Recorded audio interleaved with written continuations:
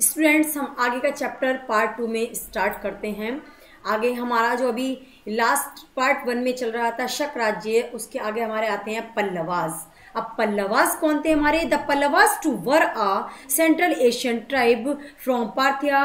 They occupied a large part of the नॉन west Afghanistan in the first century AD but could not rule for a long time. Their famous ruler they were later conquered by the Kushans.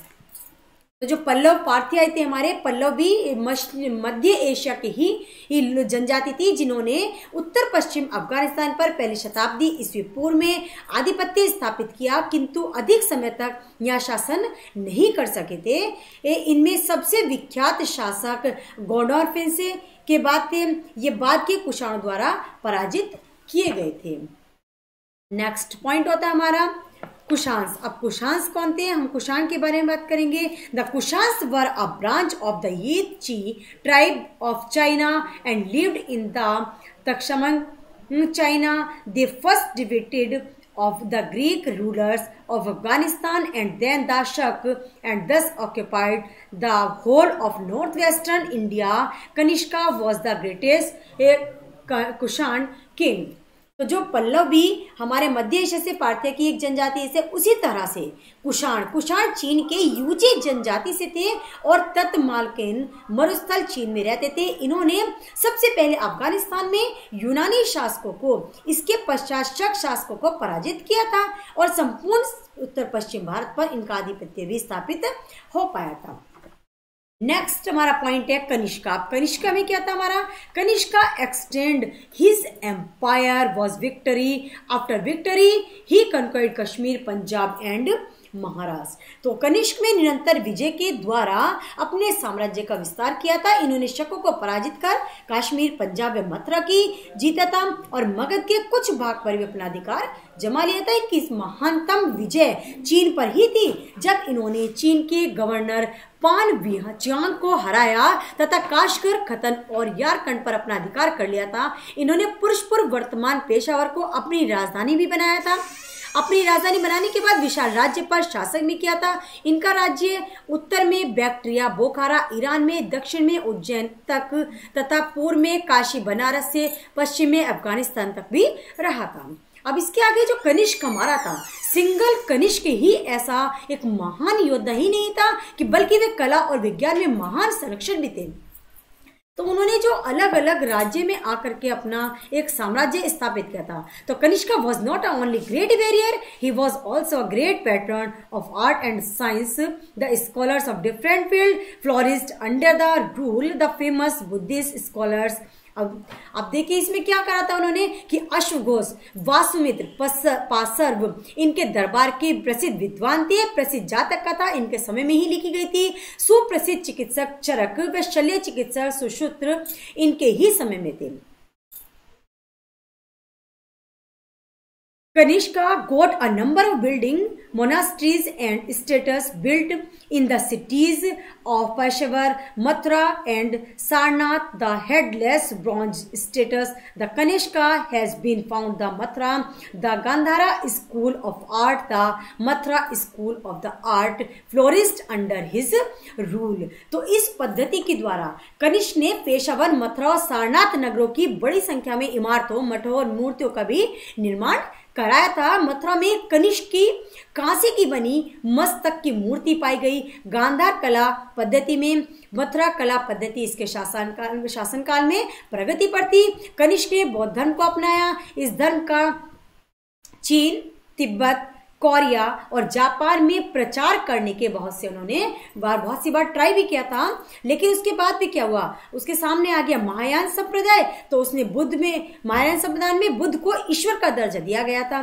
तो ईश्वर का दर्जा देने के बाद the Mahayana sect accept Buddha as a god and worshipped him and many Buddhism the Buddha in previous birth and it also worship the image of the Buddha.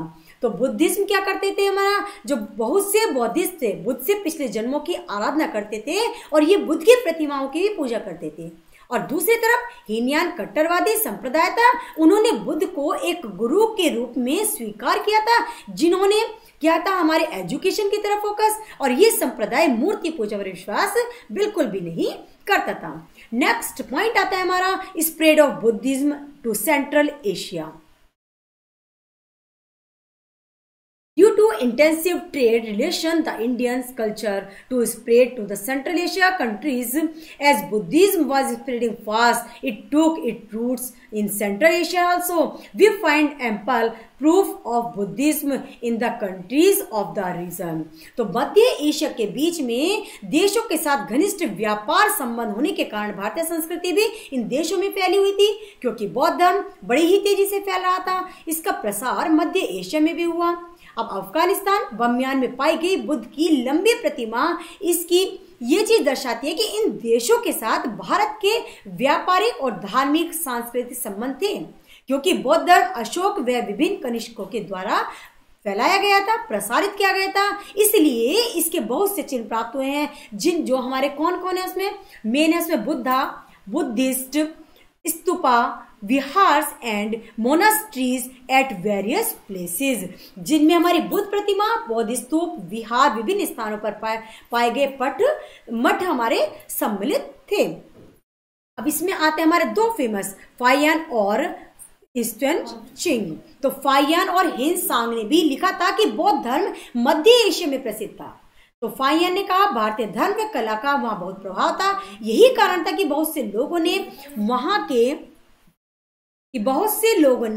वहां के जो कारण थे उनको देखा था।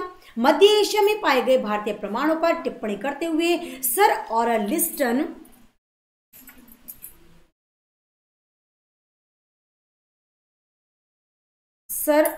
लिस्टन ने भी ये चीज अपनाई थी कि इन्हीं क्षेत्रों में संपूर्ण भारतीयकरण था। ये ऐसे दिखते थे जैसे कोई प्राचीन भारतीय पंजाबी नगर में घूम रहा हो।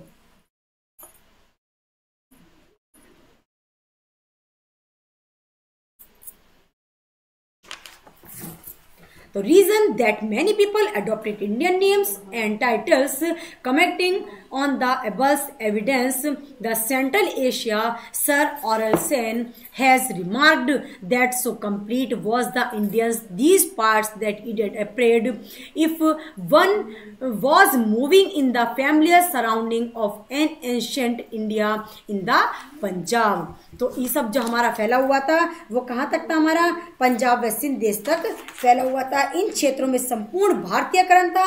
ये ऐसे दिखते थे जैसे कोई प्राचीन भारतीय पंजाबी नगर में घूम रहा हो। तो स्टूडेंट्स, इसी के साथ आपका चैप्टर यही एंड होता है। इससे नेक्स्ट टर्न पर आपको चैप्टर 17 के नोट्स सेंड किए जाएंगे। आई होप सभी बच्चे अच्छे से वीडियो को वॉच करेंगे, बुक को रीड करेंगे और इसके बाद अपना वर्क कंप्लीट करेंगे। Thank you everyone.